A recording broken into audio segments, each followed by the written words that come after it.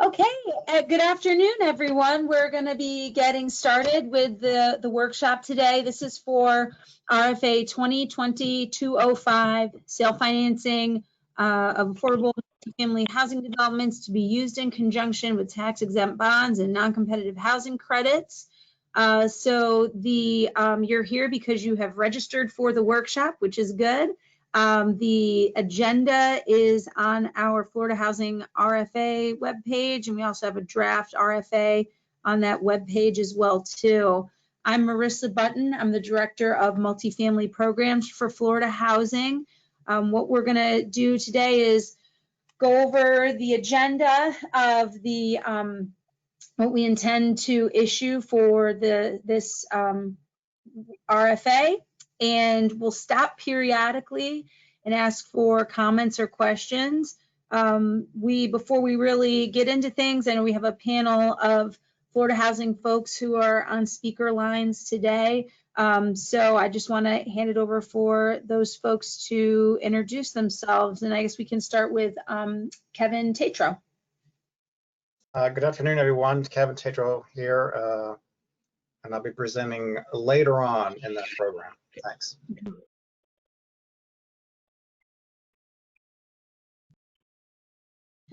Great, and then we also have Jean, who is instrumental to our. Jean, you want to go ahead and introduce yourself and hand it off to the next individual? I will, thank you. Jean Salmonson, I'm one of the assistant directors in the Multifamily Allocations Department, and I work on writing the RFAs. And Tim, I believe you're on the phone. Yeah, this is Tim Kennedy, Assistant Director of Multifamily Programs. Would Melissa be next? Hey everybody, this is Melissa Levy, also an Assistant Director in the Multifamily Programs. And then we have sorry, go ahead, Melissa. Oh yeah, no, I was just gonna say, I think Nicole Gibson is next.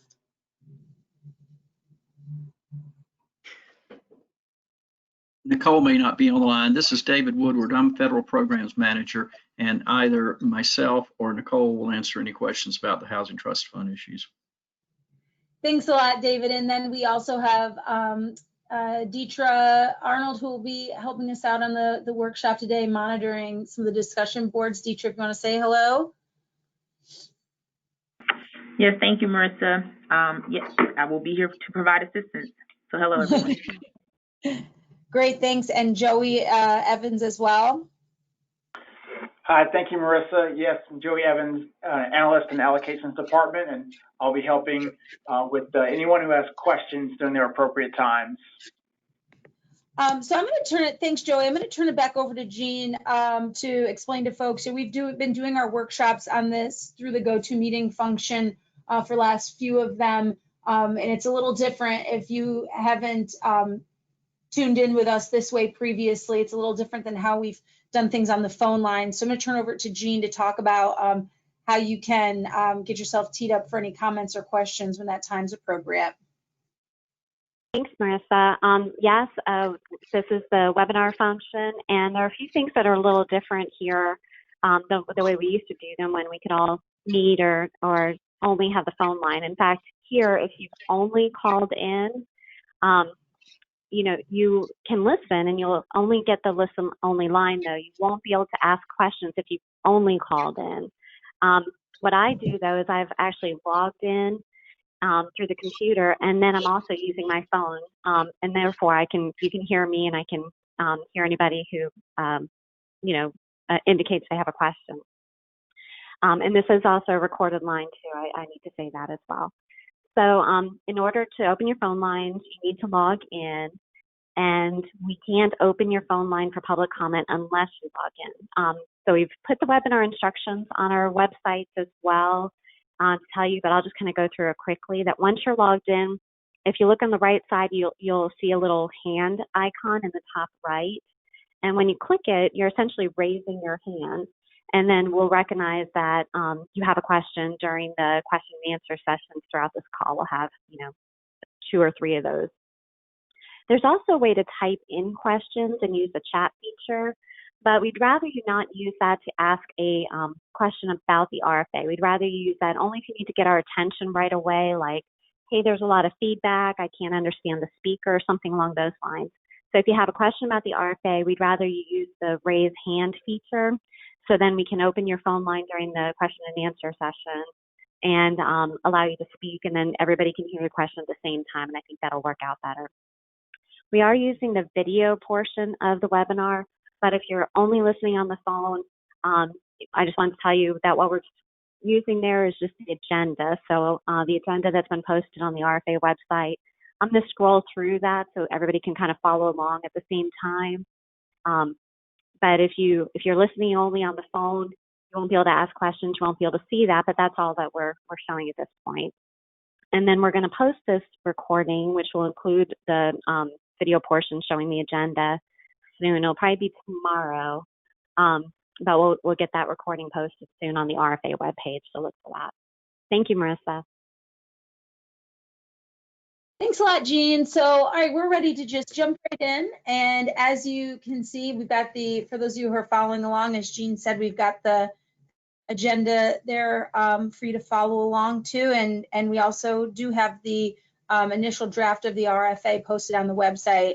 And I would be remiss if I didn't recognize how exciting it is that we are issuing this RFA coming off of a fully funded legislative session this past session. So we have we're really pleased to be offering a significant amount of sale funding in this RFA, and and complemented with other resources as well. So we're looking forward to that. And we don't have very many what I would characterize as major changes in this RFA from last funding cycle, other than what has been previously workshopped, especially, proximity and things like that has been workshopped in our general RFA cycle workshops that have been held up until this point. So if you've been able to review this, generally, there's a couple of things that have been added, but right now, the way we have it drafted, it's looking similar to last year's funding cycle. So, we're looking for comments. That being said, we are looking for comments and suggestions about what we have in the agenda and what we're proposing in the RFA. And so if you aren't able to comment today, we will certainly continue to take written comments after the workshop, and of course the earlier the better is the way that we're looking at that, and we'll talk about the timeline of the issuance of the RFA later. So our funding available that we have, you have there on the agenda in that section, we're looking at just under 89 million with the divided between the demographic and geographic funding pots. And so we have there the 28.3, just over that, of elderly funding, and then just over 60.5 million of family demographic funding. Like last year, we will be offering up to a maximum of what the dollar amount we have here to be of that family funding to be reserved for applicants that demonstrate self-finance sources and meet additional application criteria that we have called self-sourced applicants. So that concept that we administered last year is carrying forward again this year. So you'll want to take a look at that with more specificity. And then we have the other portion there as reserved for applicants that select the family demographic but do not qualify as self-sourced applicants. So you'll see one inaccuracy there in that designation. It's those aren't 50% of 60. Right now it says 50% of the total. Last year, what we have here is the amount that was 50% of the total last year for self-sourced. So we're going to keep it at that consistent amount for that set aside. And when we talk later on in the agenda about the flow of funds in funding selection, that's going to look similar to how that was accomplished last year as well. So take note of that if that's a path that you're looking at in terms of what you'd be applying for this year. And then we have our geographic funding pots that are set forth there as well, of course, guided by the Schimberg rental market study and the splits of funding overall that we completed earlier this year. So we have that's the estimated total for sale and how that the funding amount is split up. And then we also have ELI loan funding, and that is that's staying the same. That not to exceed amount is staying the same last year as this year. Those who are not committing to income averaging are required to commit 10% of the total units as ELI set-aside units, and those who are committing to income averaging are required to commit 15%. But of that 15%, only 10% are eligible for the ELI loan funding. So we've hit the sale amounts, we've hit the ELI loan amounts, and then on page 2, we have the NHTF funding available in this RFA. So we have a total of $9 million in NHTF funding available. And you'll note that that is there. I want to point out if requested. So if the NHTF funding is requested in the application, you've got to meet those specific requirements that are set forth in detail in the RFA. And that's a federal funding program. So if you're familiar with home funding or you're familiar with NHTF, because you've been funded under that source in the past, those requirements have not changed.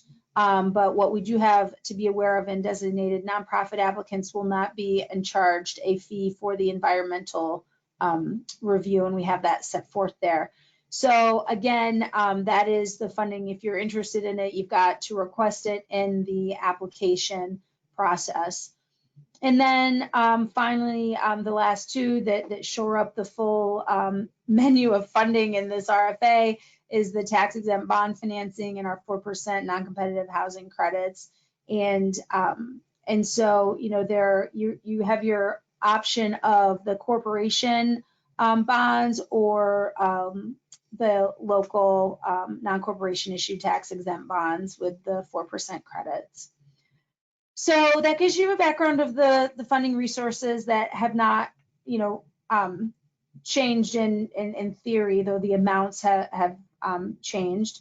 We'll go into the next section, and I'm going to go through some of these background sections before we open up the lines. I always want to say still open up the lines because we still open up the phone line. Of course, I guess it would be like calling on you because your hands would be raised at that point in time, but anyway, we'll get there soon. We're going to hit some of this general stuff beforehand.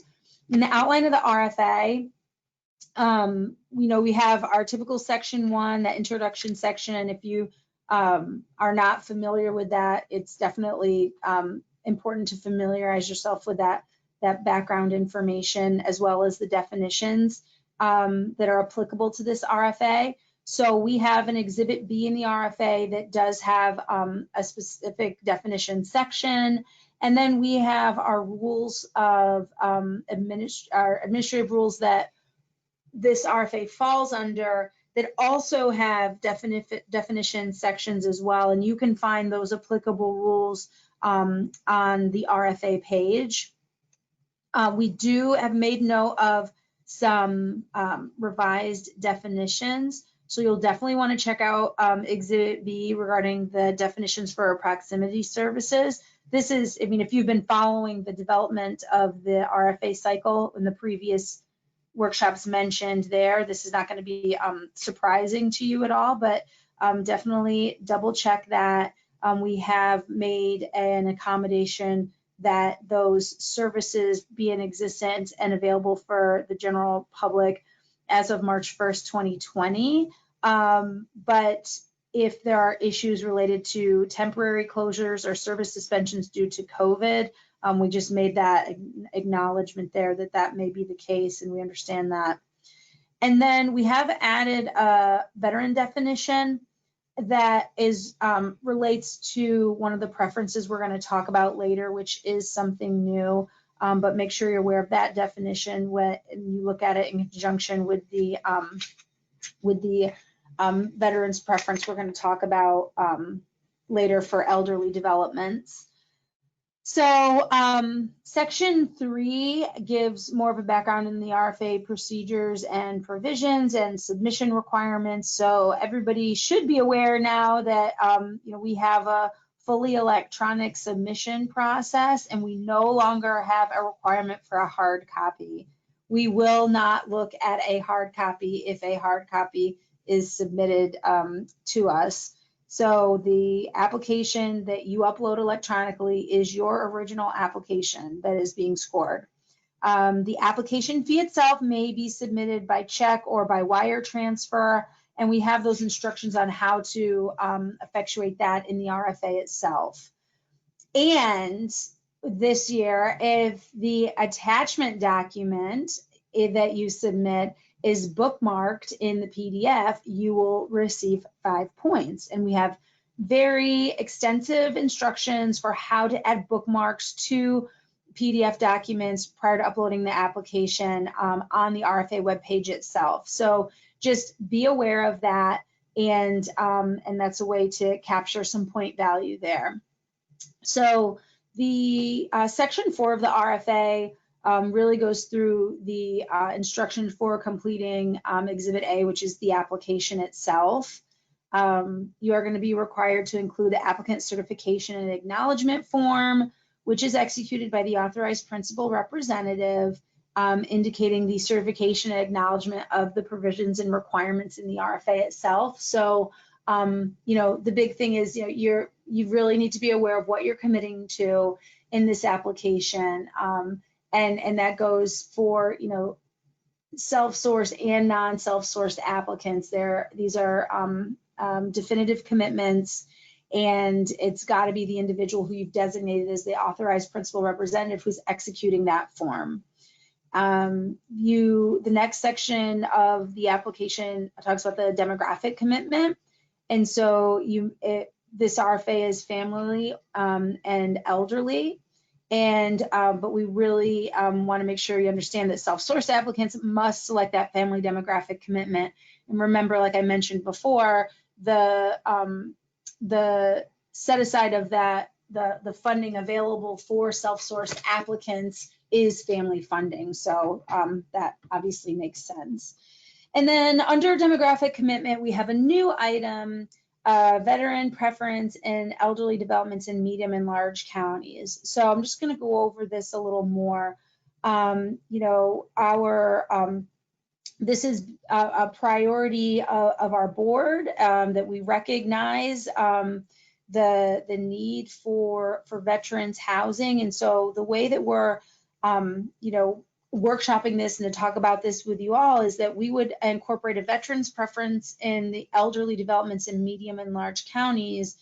And in order to qualify for that preference, the applicant would commit to offering a preference to veterans on occupancy applications and wait lists throughout the compliance period, with a goal of at least 5% of the units in the development being occupied by one or more veterans. And those veterans households that meet the link units or other set aside requirements can count towards that 5% goal. And so this is different than saying you are setting aside specifically 5% of the units for veterans in the proposed development. This is saying that you will commit to offer a preference to veterans in order to achieve that 5%. So you're not going to be just, cutting right down to it. You're not going to be, if you're awarded funding and you commit to this and you in fact do offer those preferences in accordance with these requirements, if you can't fill those units with that demographic because the demand isn't there at the time, you're not going to be in non-compliance for not meeting a set-aside requirement.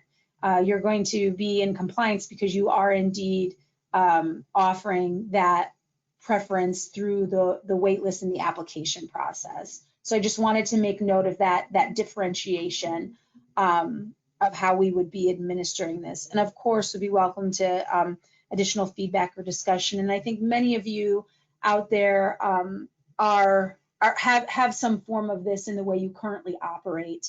But basically, in order to get the preference, you're just committing that you will do that in the future and indeed do so. The applicant, developer, management company, contact person section, no huge changes there. You've got to, provide the applicant information as required. This is the section where you will designate whether or not the applicant is a self-sourced applicant. And, you'll have to meet all of that criteria. You'll provide evidence that the applicant itself is a legally formed entity. And if you're applying as a nonprofit, you got to meet the definition set out in rule and provide the documents that are required in the RFA. And then for the developer information, we will still require the name of the developer, including any co-developers, and evidence that each developer is a legally formed entity qualified to do business in Florida as of the application deadline. And so you'll see a new section here for developer experience and what we have for required developer experience. And so this is changing a bit, but what we're requiring is that there's a natural person principal of at least one experienced developer entity that's disclosed on the principal disclosure form, that has since January 1st, 2000 completed at least one multifamily rental housing development that consists of a total number of units of no less than 50% of the total units in the proposed development. So, right, that's a change from previous years' funding cycles requiring experience in affordable experience and experience in the low-income housing tax credit program. House Bill 1339 made some amendments to Chapter 420 for the sale program. And so we are modifying our developer experience requirements to reflect that. And of course, we'll take feedback on that as well too. We have our continued developer experience withdrawal disincentive 5-point item, and then the emergency rule disincentive points. And this is a confirmation that the applicant must make that under emergency rule 67 ER 20-1, increases in rent that would impact existing tenants in applications that share principals of the applicant or developer that have been financed in whole or part by the corporation were suspended from March 8, 2020 through July 28, 2020. So as most of you should know who are tuning in, that is the emergency rule that we issued at the beginning of the pandemic. And so this is the effectuation of the consequence of that rule. So we're asking for that confirmation. That confirmation is then further confirmed in credit underwriting. And so you see the consequences there if it's later determined that rent increases were not suspended as committed to in the application. And this last item is more of a heads up. This is something that came up through much of the workshopping leading up to this funding cycle about using prior development experience as a point item in future RFAs. And so what you'll see in the draft RFA is that a heads up, a warning, a notification that in the future 2021-2022 funding cycle, the corporation may award points for certain developer experience criteria that's described in the RFA.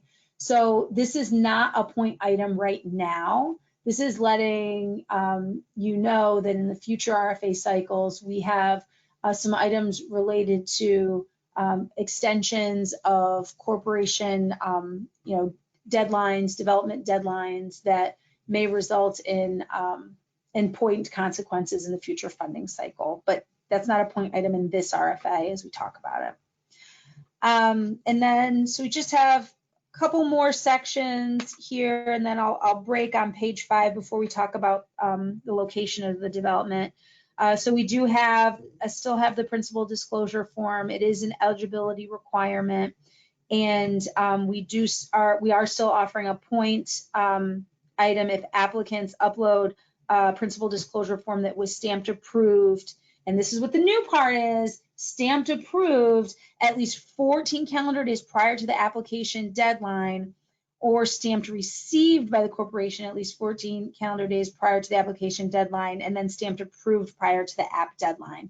And this is, again, something that we've discussed through previous general workshopping, that we need enough lead time in order to those points and the incentive to achieve those points to be meaningful. We need enough lead time to go through that advanced review process.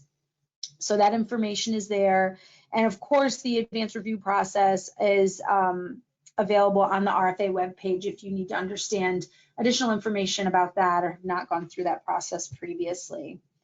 And regarding management company information, we will be requiring in the application contact information for the management company that you designate.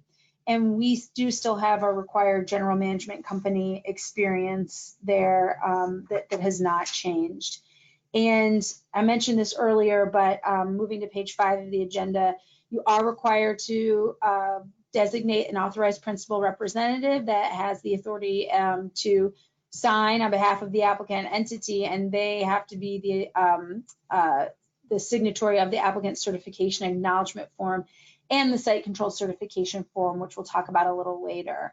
There is a designation for operational contact person for the applicant, and that is optional.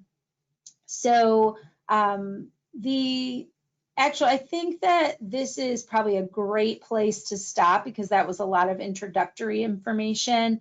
And before we move on to the proposed development information and location and proximity and all that good stuff, if anybody has any comments or questions, now would be the time to raise your hand in the GoToMeeting feature. And I will hand it over to Joey, who is monitoring that, if there are any hands raised.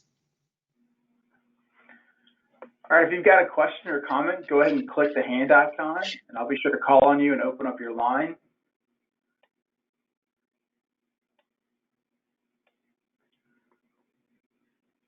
Okay, Sean Mosheim,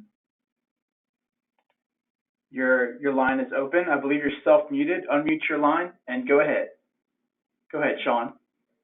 Hi, thank you. Can sale funds be used in conjunction with CDBG-DR?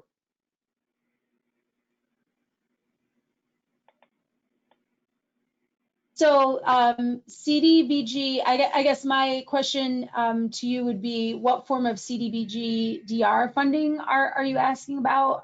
We're not offering any CDBG-DR funding in this RFA. So I kind of throw back to you, I guess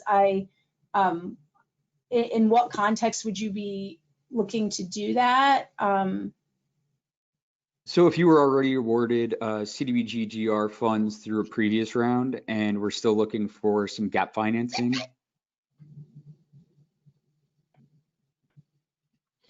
No, we have, I'll make sure I'm not on mute. There we go. We have a clause in the RFA if the application has accepted an invitation to enter credit underwriting in a separate RFA, they're not eligible in this RFA. We also have and depending on the timing of things is when this also becomes relevant in our administrative rules. If there's, regulatory agreements on the development through a land use restriction agreement or EUA for Florida housing, the applicant is not essentially eligible to come in for additional funding. And there may be other components with regard to the CDBG-DR program that would present a challenge as well. But I think the way that the RFA is set up right now, that would not be that would not be permissible. Okay, thank you. Thank you.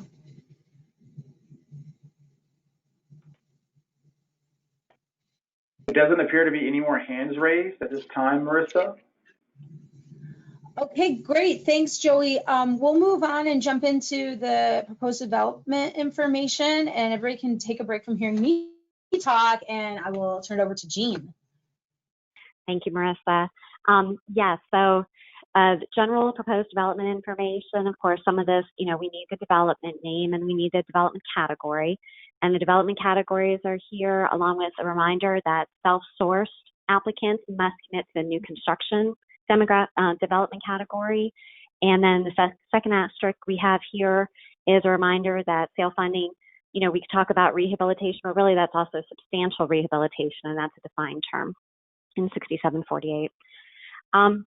Next paragraph, the development category qualifications are in each RFA, so make sure you review that. And remember that if you are committing to the development category of redevelopment, that includes that development category qualification letter, and those requirements are in the RFA as well. Of course, we need the development type, and this is a good place for a reminder that the leveraging levels have been updated to include even a new leveraging multiplier for the development type of garden. So make sure you're looking at those numbers. They've changed just a little bit, and now there's a multiplier for garden as well. So that's another thing to be looking at with the development type. And I'll scroll down. The enhanced structural systems concrete, formerly known as concrete, but now it's ESS construction. And we use that for the TDC limitation calculation and the leveraging calculation, and the ways on how to qualify for that are also in the RFA. So with location, we have, of course, we need the county address, whether the development consists of scattered sites, latitude and longitude coordinates for each site, and that's stated in decimal degrees, rounded to at least a 6th decimal place. And as a reminder, each county is listed in the RFA as either small, medium, or large counties.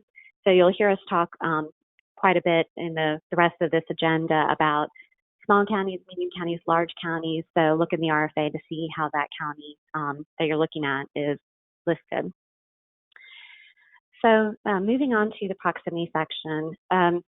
So this is similar to what we've been doing in some of the other workshops if you participated, but I'm going to go ahead and go through all of it just quickly, but make sure you're reading the RFA because there are some changes in here if you haven't looked at any of the stuff since last year. So it starts with similar language to what we've seen before.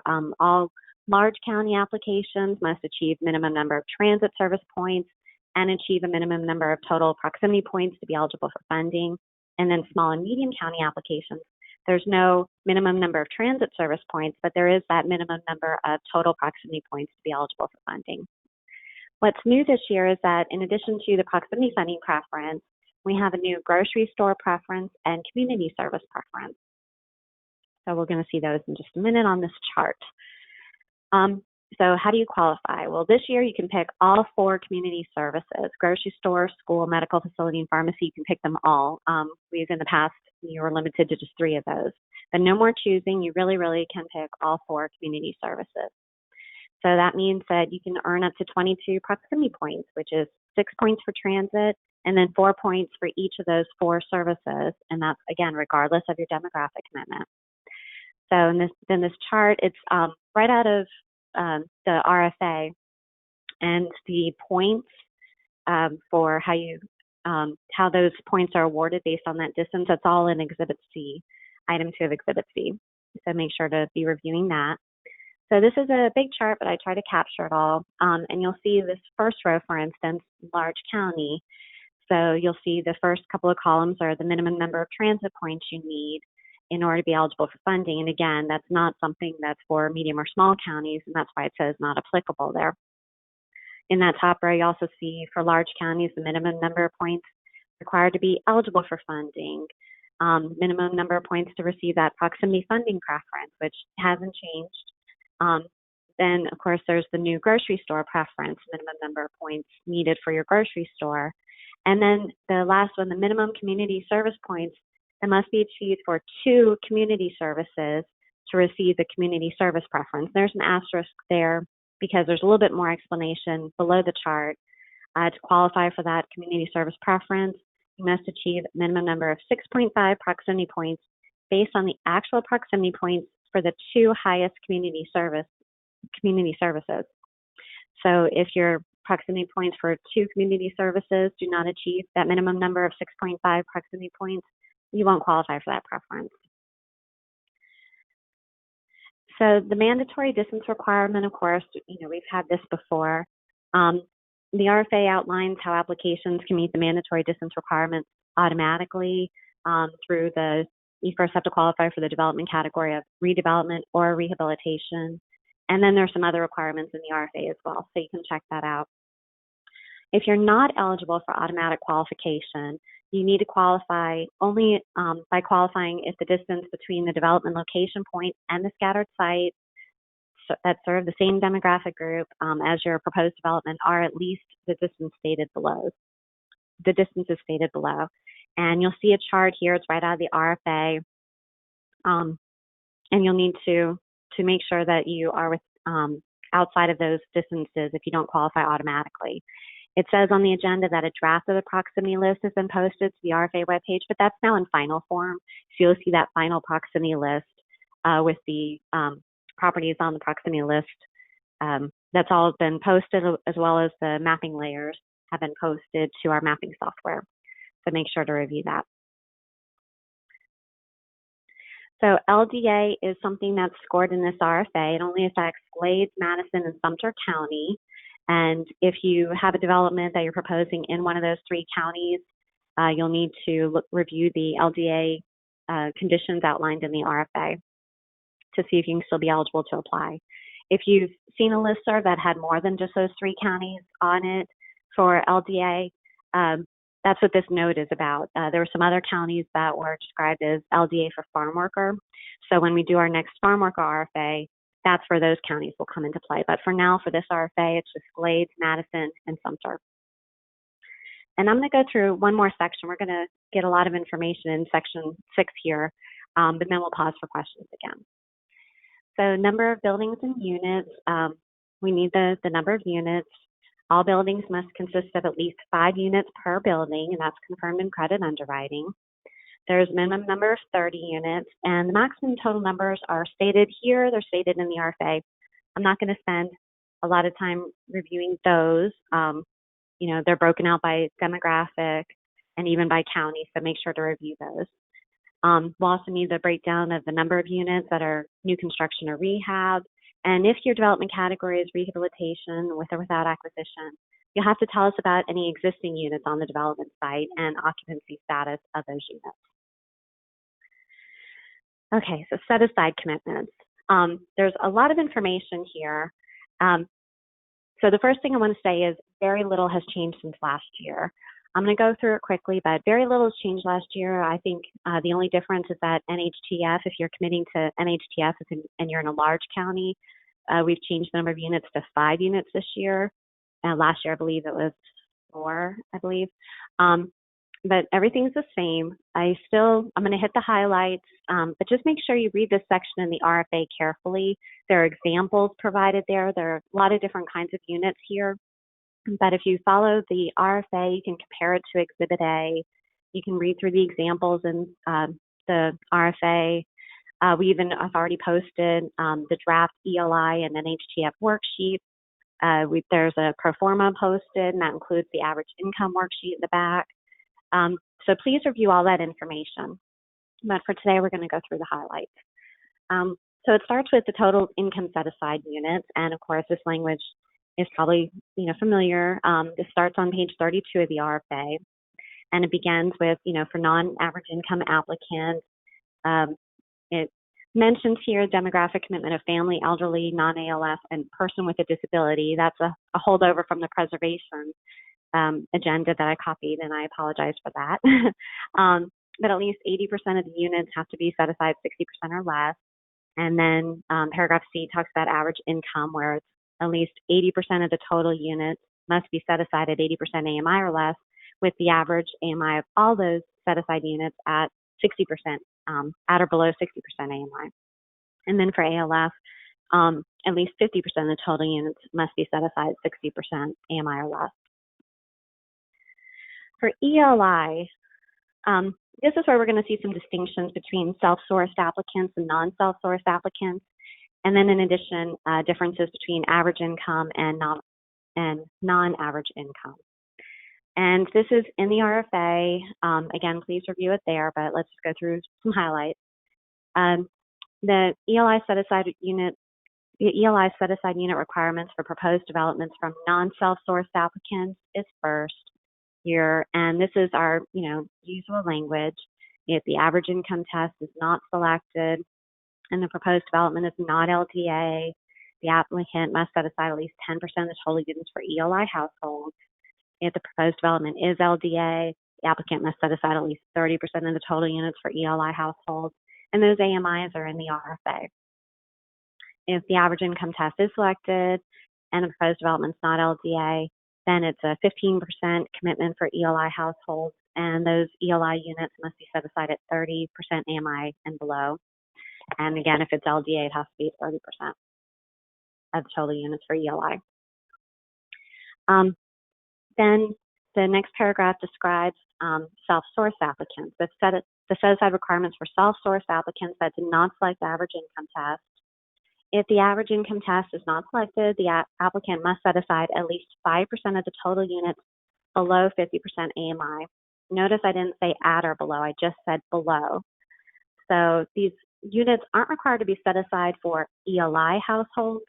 However, to qualify, if you want that ELI loan funding that Marissa mentioned earlier, you'll want to set them at the applicable county AMI provided in the RFA. And there's an example of this on page 34 of the posted draft RFA.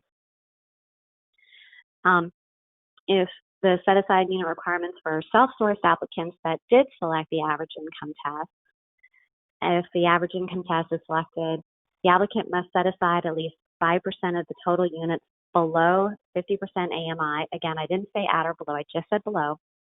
And you only qualify for ELI loan funding if the units that are set aside for ELI households at 30% AMI or below are in addition to those 5% of the total units set aside below 50% AMI. So the 5% below 50% AMI, if you're committing to average income and self-source, those aren't eligible for the ELI loan funding, even if you do it at 30% AMI. You have to exceed that 5% in order to qualify for ELI. And again, there are examples on that on page 35 of the posted draft. Please check that out. Let me scroll down a little bit more. And of course, link units for persons with special needs. If the proposed development, let me scroll down a little bit more. So, if the proposed development is not LDA development, 50% of the ELI set-aside units, rounded up, must be set aside as link units for persons with special needs. If the proposed development is an LDA development, 30% of the ELI set-aside units, rounded up, must be set aside for link units for persons with special needs. So NHTF units are another layer here of the different types of units, like I mentioned. And as Marissa said earlier, we'll have $9 million in NHTF funding, and that'll be made available to applicants that they have to commit to a development category of new construction or redevelopment with or without acquisition. And it's a forgivable NHTF funding, a loan that you can request. So it's not mandatory, but if you request it, the requirements are here. These are right out of the RFA, so please review what we mean by NHTF units. It depends on what county you're in. Large counties, you're committing to 5 units that were committed to 60% AMI. Those will be NHTF units. Or medium counties, it's 3 units that were committed to serving 60% AMI. That'll be NHTF units. The NHTF units, they'll be committed to serving 22% AMI.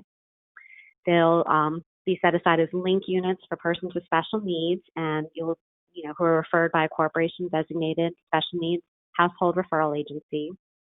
After 30 years, all of the NHTF units may convert to serve residents at or below 60% AMI. And for purposes of the average income test, NHTF units will be treated as 60% AMI units. So when you're calculating that average income unit test, you can't count them as 22% AMI. They'll be counted as 60% AMI for that calculation. And examples of all of this, again, are put in the RFA. So please review. I know that was a lot of information. Before I open the phone lines for questions, I wanted to check in with Nicole Gibson or David Woodward to see if there should be anything else mentioned at this point about NHTF funding or the units. Hey, Jean, thank you. This is Nicole. I just want to talk about a little bit about the NHTF units and the funding itself. So like Jean and Marissa said, this is, if you select to receive that NHTF funding, it is a forgivable loan. But it comes with, I just want to warn everybody, it comes with a little bit of additional regulations with it. The NHTF funds are actually federal dollars, so it comes with some of the federal overlays that come with, if you're familiar with like the home program. So I can start with the good news first. If you are familiar with the home program, the NHTF funds does not require any Davis-Bacon. So you don't have to do any of those payrolls or anything like that. The Davis-Bacon requirement was not attached to the NHTF funds. What there is involved with the NHTF funds, there is an environmental review that we have to do. And then there is Section 3 that, and I'll talk about a little bit about these both. So the environmental, if you're used to the federal dollars, HUD tried to make it more of a streamlined environmental review than what typically comes with home or CDBG program, whereas there's no advertisements. We don't have to advertise that there was no significant impact. We don't have to put it in the newspaper. There isn't the 15-day comment periods. So they did try to think about that to make these, to streamline this a little bit.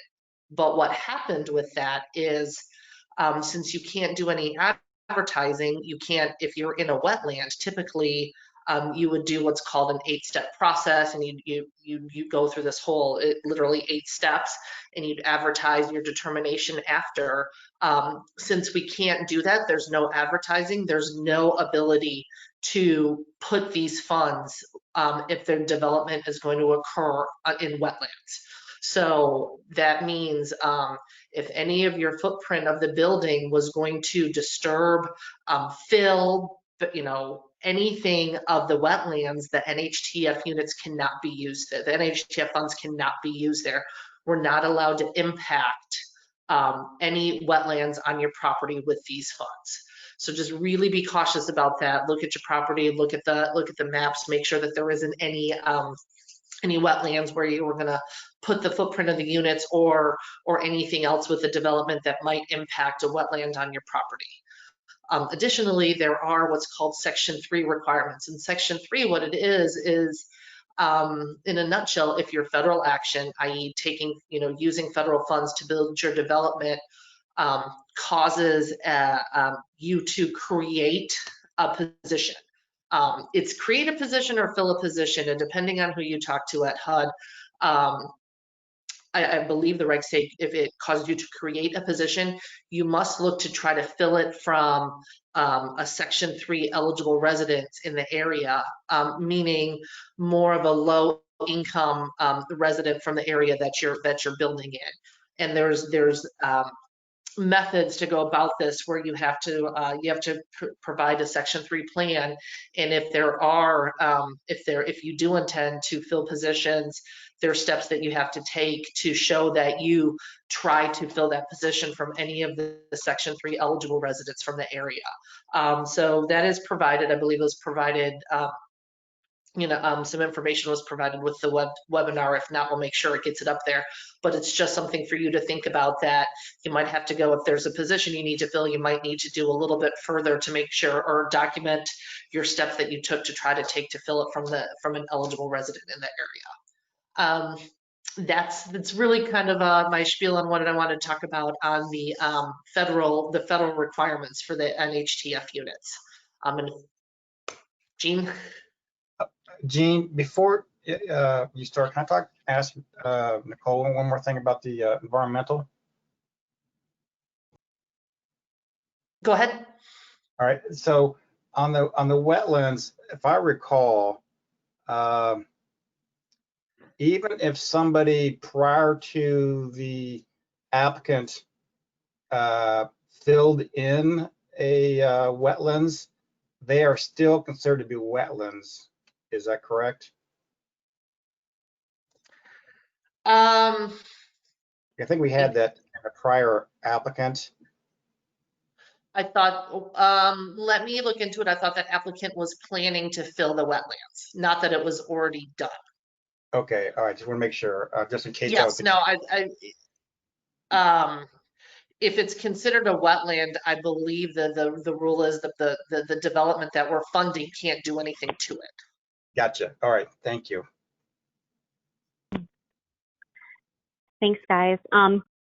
And just to finish up this section 6 real quick, and thank you, Nicole and Kevin. Of course, we'll need the unit mix, and those requirements are in the RFA, and that's based on the demographic commitment. Number of residential buildings must be provided.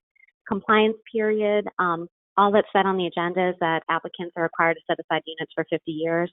There is some more information there, like I talked about how NHTF units can convert after to serve residents at 60% after 30 years. The ELI units can convert after 15 years if the circumstances are met. So read through the compliance requirements that are also in the RFA to fully see all of those. And I think this is probably a good time to check in with Joey and Deetra. Joey, do you have any questions on the line? Thank you, Jean. Okay, I see one hand raised from Allison Colbert. Allison, go ahead, unmute your line, and you should be good to go.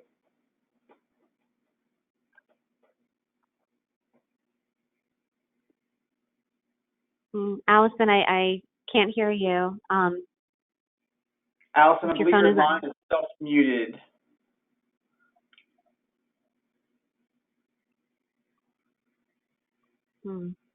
Okay, we can come back to Allison. I got it. Sorry about that.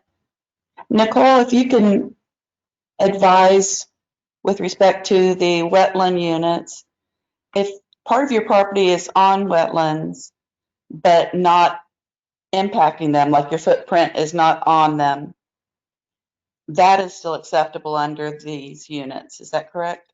That is correct. So you can have wetlands on your property.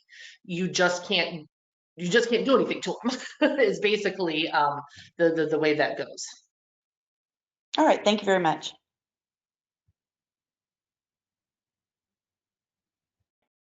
Joey, are there any other questions? I'm not seeing any. Okay, I see one more from Rodrigo Paredes. Go ahead, Rodrigo. Hi, good afternoon, everybody. So I have a question for Nicole. So I was so surprised to see that we're required to do 5 NHTF units if we select in Large County NHTF and we get that funding, because, well, I'm not an expert, but what I was taught is that once you do the 5 units or more in federal funding, you are now having to do Davis-Bacon. And that's why in the previous years, we always had 4. 4 was the requirement on last year and before.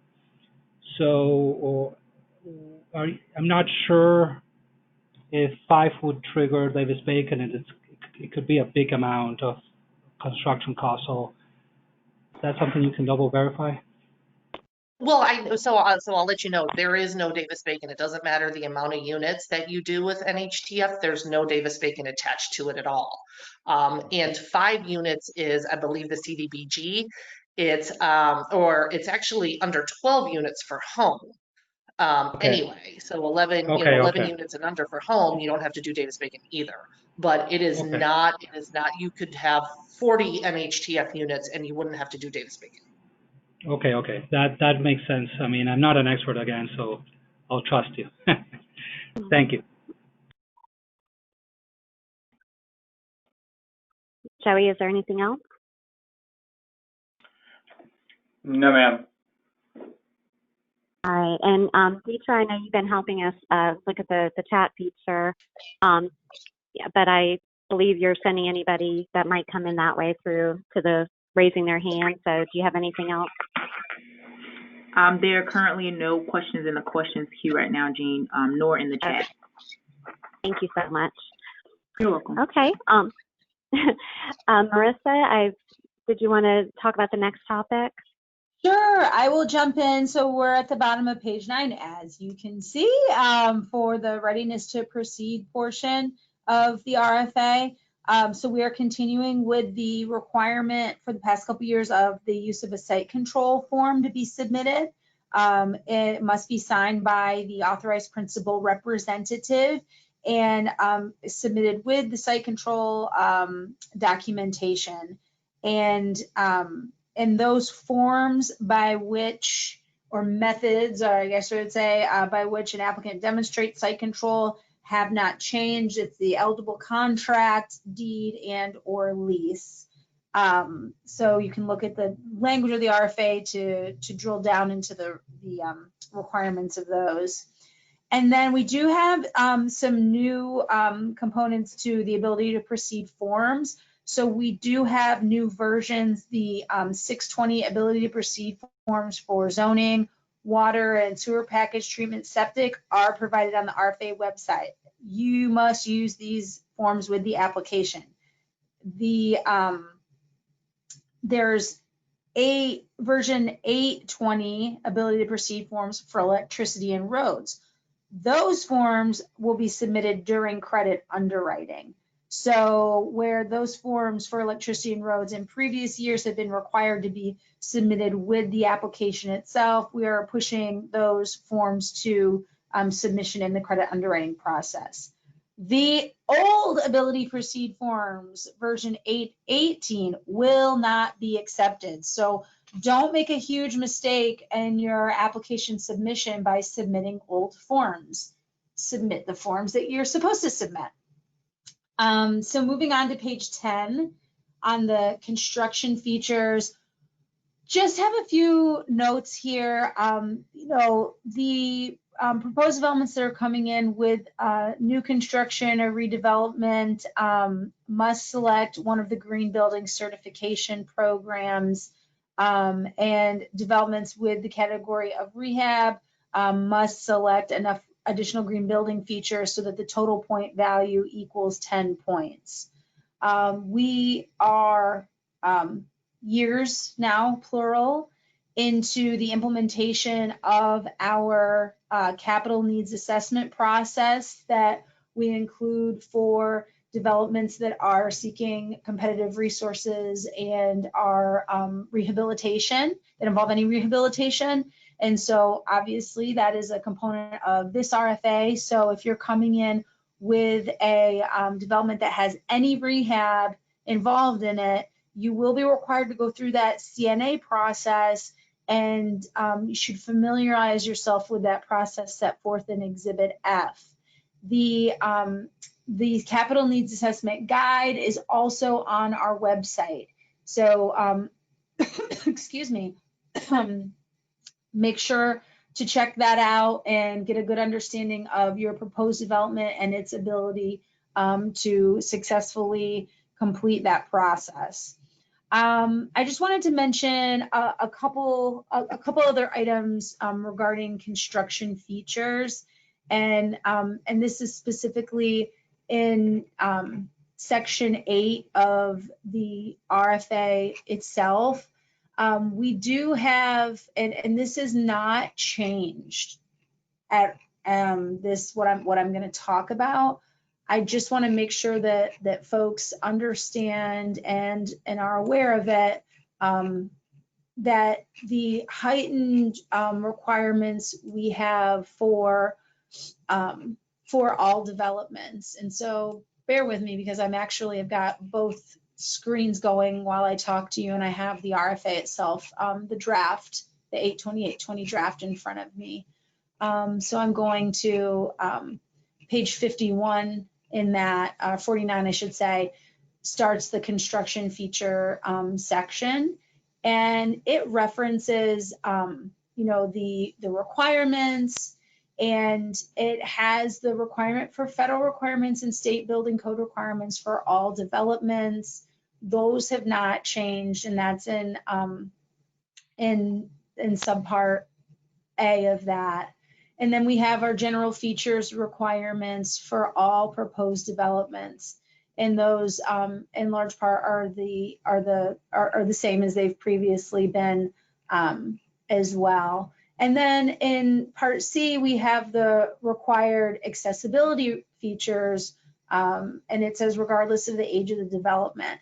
So we do incorporate those federal and state law and building code regulations that are set forth there. There's no change there, but then in subpart 1 as well, just wanting to point out, there are required accessibility features in all units, and you have 5 bullet points. And so when you're engaging with your professionals, you're going to want to make sure that they have, your architect has an understanding of what Florida housing is requiring. So the primary entrance doors on an accessible route must have the required threshold.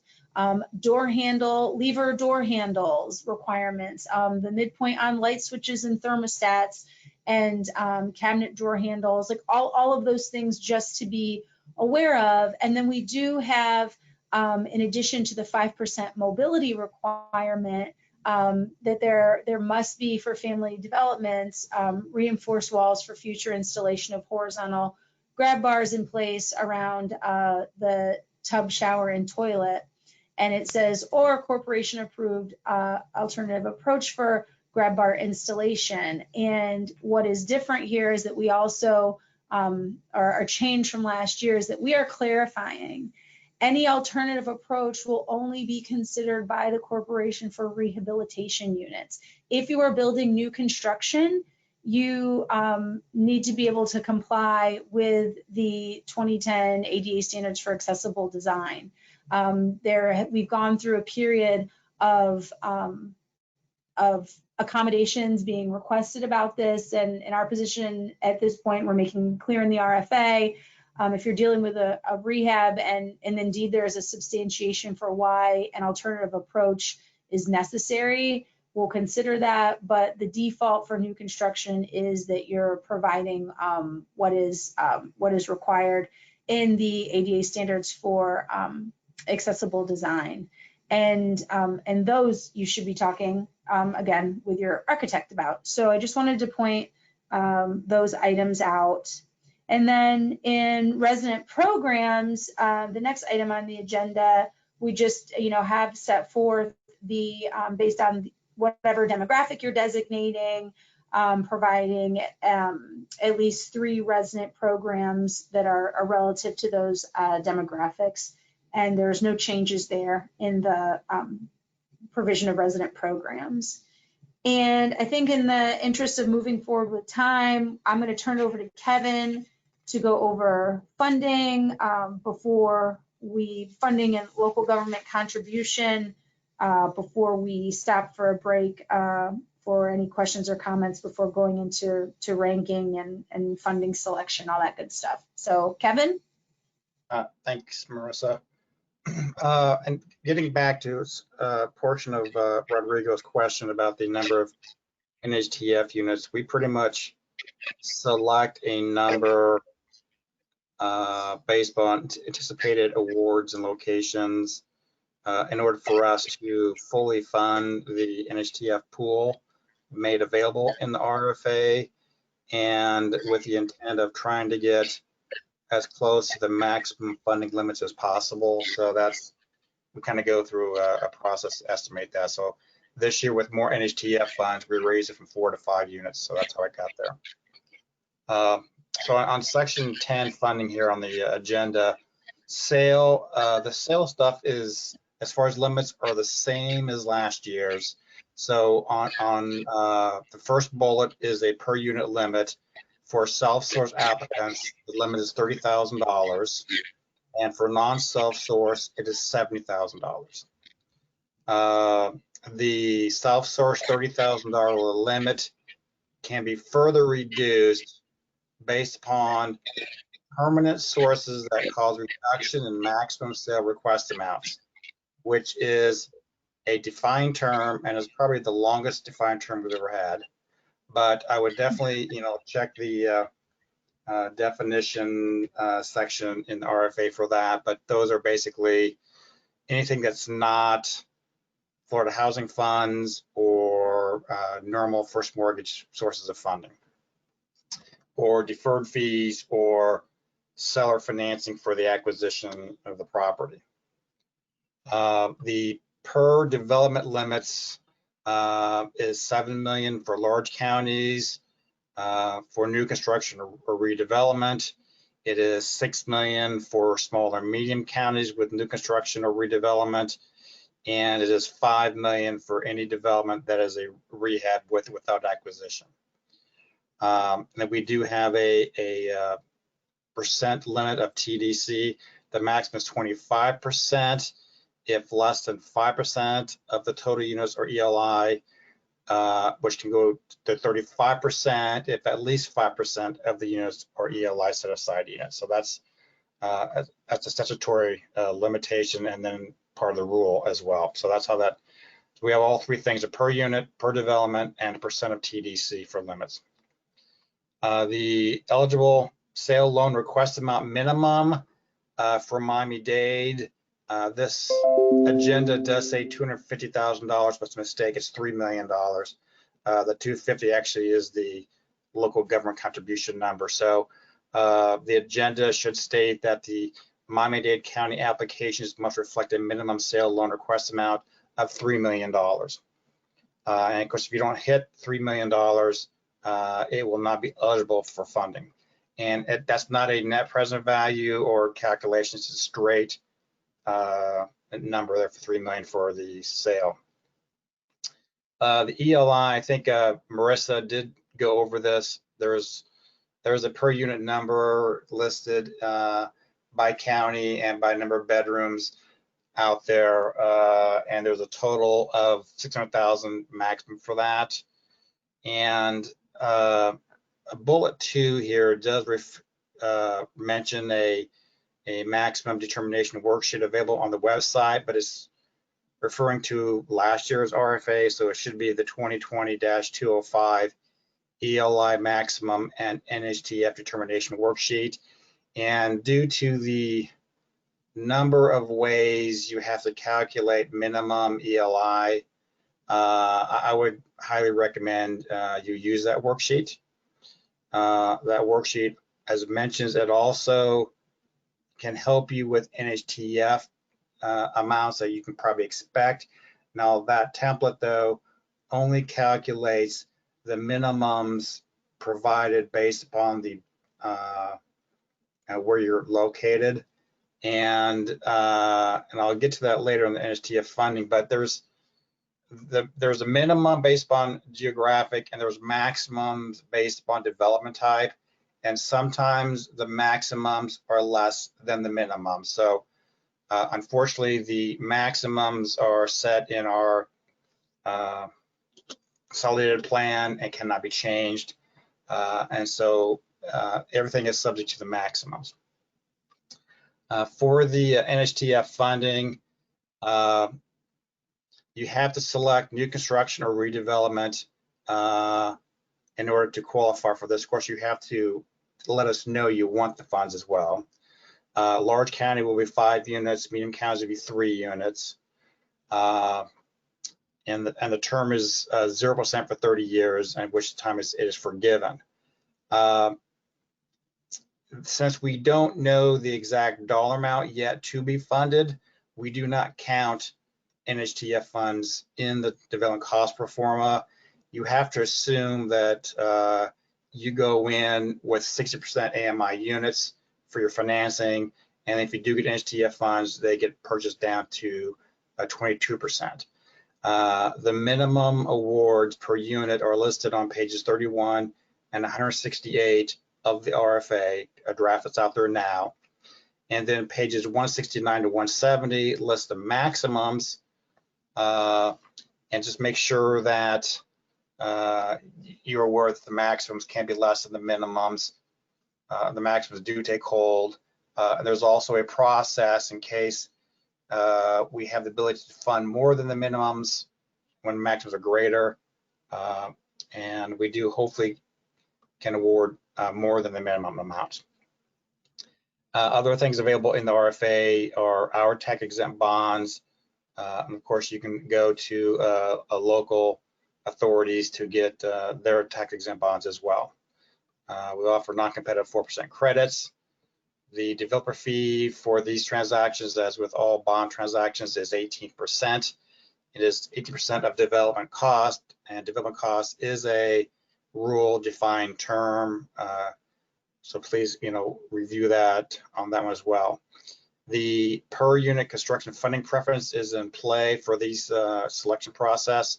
And if you're new construction or redevelopment, you automatically qualify for that. If not, when you fill in your development cost pro forma, line A1.1, which is actual construction costs, must be at least $32,500 per unit as listed.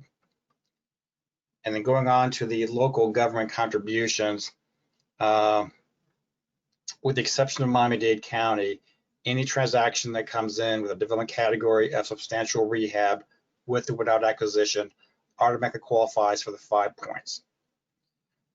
If you're in Miami-Dade, regardless of the development category, you must have at least $250,000 in local government committed funds. And that's just a face amount of the funding. So it'll be grants or loans or fee waivers that as a whole total at least $250,000. Fee deferrals cannot be used in Miami-Dade towards the $250,000 requirement. And then going on to item C, there is, if you're not in Miami-Dade and you're new construction or redevelopment, you must provide the local government contribution, and they're the same process, same dollar amounts as we had, last year's RFA. There are amounts listed in a table on pages 82 and 83, and they range from a low of $2,500 to $100,000. And I'm going to actually jump momentarily down to the very last line in this section about if you calculate loans and fee deferrals, now these things are going to be a net present value contribution amounts, unlike Miami-Dade, which is a face amount. The rest of the state is a net present value process, as explained in RFA. If you need help calculating that out or understanding that, please give me a call. The discount rate for this RFA cycle is 5.5%. Now going to the self-sourced applicants, the most, well, if they have this permanent sources that cause reduction in maximum sale request amounts of self-source applications, which is defined on page 113, the amounts that qualify for that funding will be deducted on a per unit basis from the maximum that they can qualify for otherwise. So if the maximum there is 30,000, and then if they have some of those sources, those other sources on a per unit basis will then decrease that maximum below $30,000. And I probably won't go into any more on that unless there's any questions later on. So I'll turn it back to you, Jean. Thanks. Thank you. And Marissa, I'm not sure if we should just keep on going, or I guess I'm tempted to just keep going and then take questions at the end. I think that's preferable because our goal is to conclude this workshop by 4 o'clock. So let's keep pushing. Perfect. Well, then I will keep pushing. So ranking and funding selection.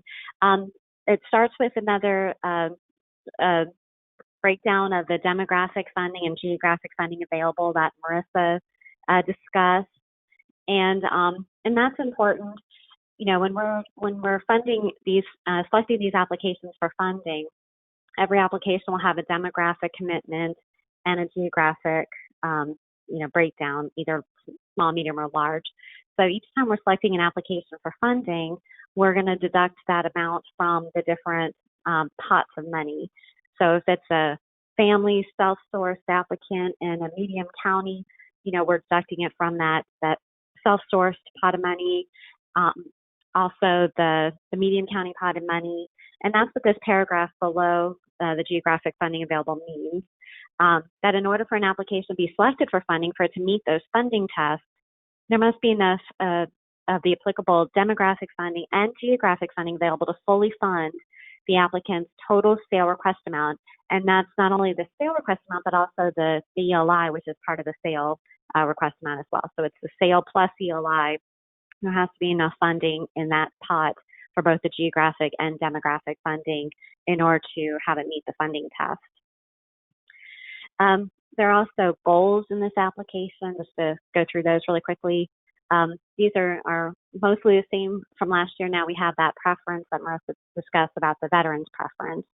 So when we're selecting our goal for one elderly new construction application, which can be new construction or redevelopment in a large county, there's a preference that one of them qualifies for the veterans preference. Then we have a goal to fund 3 family new construction applications located in large county with the preference that at least one is from a self-sourced applicant. 1 elderly new construction application located in a medium county with another preference that it qualifies for the veterans preference. And then 2 family new construction applications located in a medium county with a preference that at least one is from a self-sourced applicant. We have the sorting order. These are tiebreakers in case any tied scores exist. And then we'll do the per unit construction funding preference that Kevin mentioned. Leveraging level, we'll talk about that in just a minute. Proximity funding preference, the new grocery store funding preference, the new community service preference that I discussed earlier, and job creation preference, we'll see that in a minute, and finally lottery number. And like I said, the selection process, it's laid out in the RFA. It starts on page 91. You'll see a step-by-step of how we select each application that meets both the funding test and the county award tally. That's our geographic distribution tool. So read through that. I didn't repeat it all here on the agenda, but it does go step-by-step where we meet our goals, and then we move on to any remaining funding for small counties, then followed by medium counties, and then large counties. And I think let's go ahead and go to the credit underwriting process. Let's see, I know, Tim, you're on the phone. Would you like to talk about the credit underwriting process, please? Sure, thanks, Jean. One of the biggest changes in the last year is how you get invited into credit underwriting after you're awarded funding. So I'm going to take a couple minutes here and talk about Procorum. But as most of you are aware, we're now using Procorum as our data exchange collaboration system between FHFC applicants and the underwriters. We have been pleased with the functionality and have been receiving positive feedback from most using the module. Procorum provides a central storage place for data, which allows anyone to access information as needed, as well as other efficiencies, such as you can upload your acceptance into credit underwriting. Therefore, there's no need to mail us the original any longer. For first-time users of Procorum, the first notice you receive is your invitation email to Procorum module with a link to set up your account. The authorized principal representative and the operational contact will have rights to upload and post items. Others can be added as read-only, but you will need to contact staff through the module as others need to be added.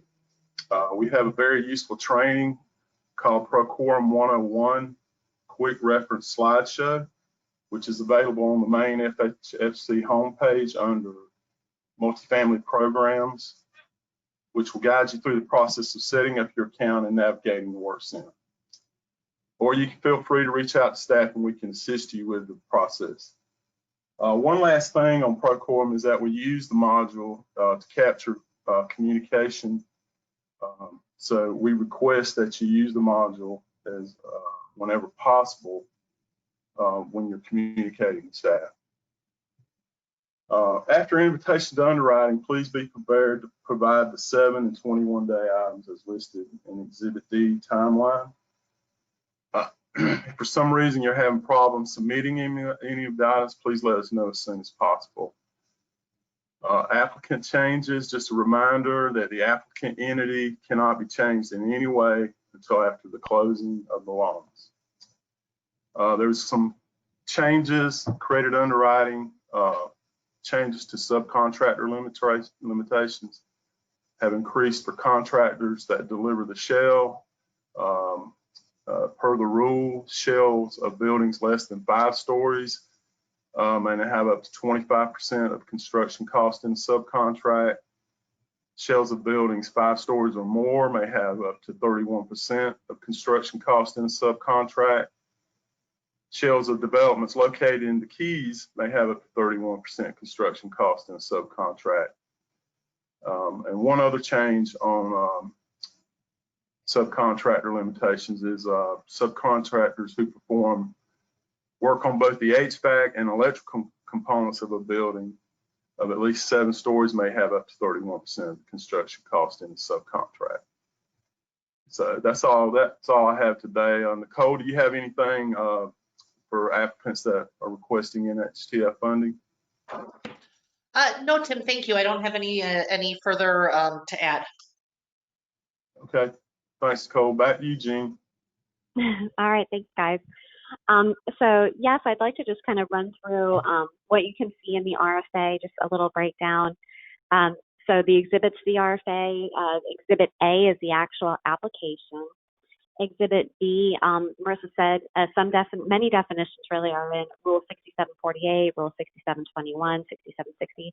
Exhibit B has some definitions that are used in the RFA that are not defined in rules. And so like Kevin mentioned, one of our longer named rules or definitions that's in there. So please review Exhibit B for RFA specific definitions. Exhibit C has some additional information, the total development cost per unit limitation methodology that we use in the credit underwriting and final cost certification process. Well, okay, that's not here, but it's been revised for clarification. There are new templates, there are training videos available on the RFA webpage. So please check that out. Kevin, is there anything specific that you'd like to add about that? Just a couple quick things. Like I just want to reiterate, we don't do examples anymore in the RFAs because we've made available the training video and the template that all stakeholders can have access to that information.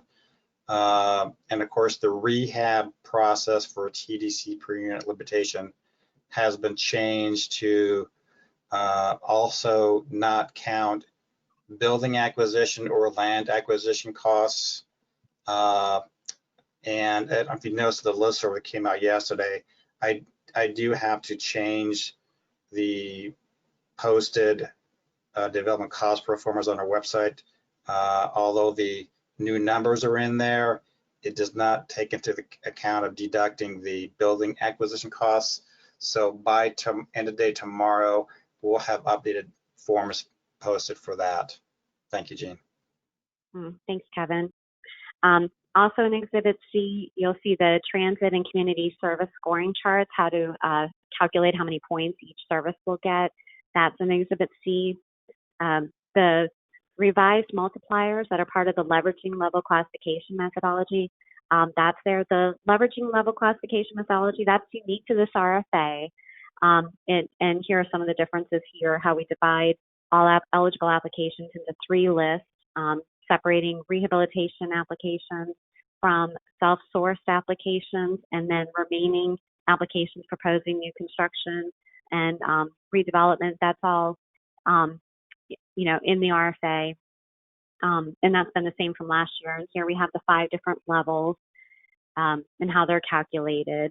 But the multipliers themselves have changed a little bit, including the new multiplier for the garden development type. So please review that. And the job creation funding preference, how that's calculated is also in Exhibit C, a list of fees, and then some additional requirements are all listed in Exhibit C. Exhibit D is the timeline that Tim mentioned, and that's really important even to review early on so you see some of those deadlines that Tim was talking about, and you're aware of it early on so it doesn't catch you by surprise. Exhibit E is an exhibit dedicated to the link units for persons with special needs.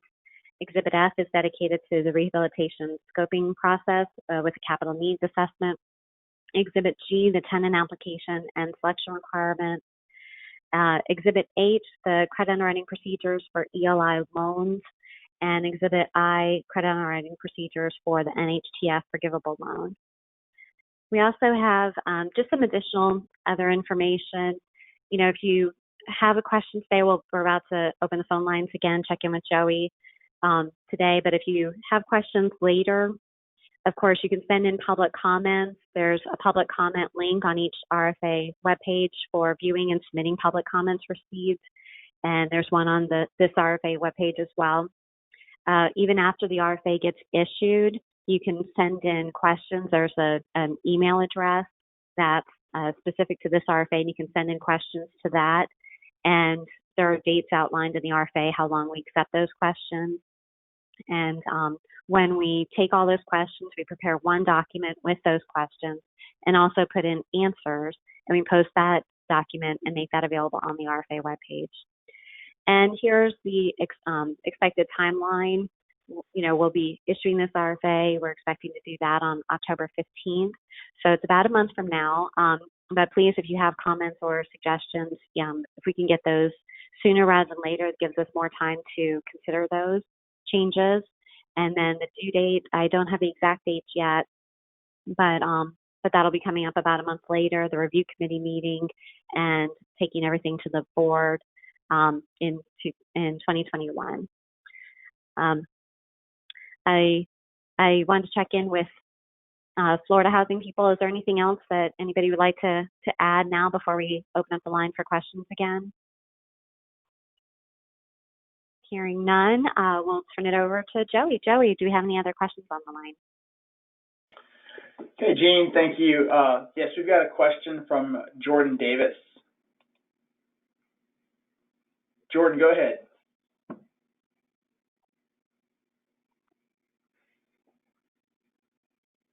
Jordan, your line's open.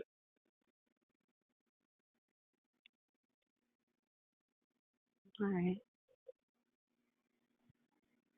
I guess we can come back to Jordan Davis. Are there any other questions in the meantime? We do have a couple of more questions, yes. We have a question from Tony Brown. Tony, you're self-muted. Go ahead and unmute your line and go ahead. Hello, hi, this is Tony. Thank you for the webinar. It's been very informative. I had to go in and out a couple of times, so if I pose a question that you answered, I apologize. You can just direct me to the appropriate location. I have two questions, one dealing with the community service points. If our project is sort of intending to develop an entire block and include several projects that include a medical clinic and a grocery store, at what stage development must the medical center and or the grocery store be in to get points? Can it be conceptual or at the point where we have site control and we're undergoing permitting? This is Marissa. Thanks for the question, Tony. I'm going to ask Jean if she can confirm what I'm going to say, but it has to be, if not at some point before, as of the application deadline. So Jean, can you elaborate on that? Yes, I had trouble understanding the question, but I'm sorry, can you repeat the question? I had a little trouble hearing that. Yes, so hopefully my audio is pretty good. The question is, our our multifamily project is part of a multi-phase development that includes a medical clinic and a grocery store. And my question is, in order to get the community service points, must those projects be constructed, or can they be part of a redevelopment plan? So the services are not yet open to the public and you're not anticipating them to be as of the application deadline, or the definitions. Oh, go ahead. I'm sorry. I was going to say not as the application deadline, but obviously by the time that the project is constructed, those amenities should already be completed. We outline the deadlines for when the services need to be available to the public within the definitions themselves. So if you look at Exhibit B, you'll see those definitions, and there's some, there's some language, like for instance, if it's associated with the COVID-19, if that was, if something was open before, you'll want to check out those definitions to see the different deadlines. It's all outlined there, and see if if your services meet those requirements. Okay, great. They really, the timing is all prior to application deadline being operational and being able to demonstrate that they are, in the case of a medical facility, seeing patients available for appointment or walk-in. All of that is active as of the application deadline, if not referenced at some point before. Okay. So even if you've got that as a part of an intended redevelopment site, in order to achieve community service points, you're going to want to make sure you're able to get some type of services or transit that also get the points that you need, aside from what is intended as a part of the proposed development site in the future. Okay. And then my second question deals with the local government contribution. You mentioned the cash and the loan sources. If the local government is providing land as a grant or substantially below market, does that count as a local government contribution? We do not have that ability in this RFA, Tony. Okay. Thank you. Tony, is this Tony Brown of CDFI fame? It is. Well, welcome aboard. Welcome to Florida. Well, thank you. I didn't know my name was synonymous with CDFI, but yes, it is. And we're doing a project in Tallahassee, so thank you. Sure. And anybody else on the line, Joey? Yes, Rodrigo Paredes. Go ahead, Rodrigo, your line's open. Thanks. I don't know if Jean said it, but can you be a little bit more specific about the due date? I mean, November, are you talking like at what time in November? Probably the end, the beginning? What's the idea there? I didn't say an exact date, and we haven't set those yet, but we typically work backwards from when the board meetings are. So when we get the board meetings finalized, then we'll be able to schedule the review committee meeting and have enough time for scoring. So it's usually, the review committee meeting is usually 2 weeks before the board meeting, and then the due date is maybe a month before the review committee meeting, and the issue date is, a month before that. So it'll probably be around, hopefully before Thanksgiving holidays for the due date, and with enough time though for scorers to score, have a review committee meeting, and get those recommendations to the board. Okay, thank you, Jean. Appreciate it. You're welcome.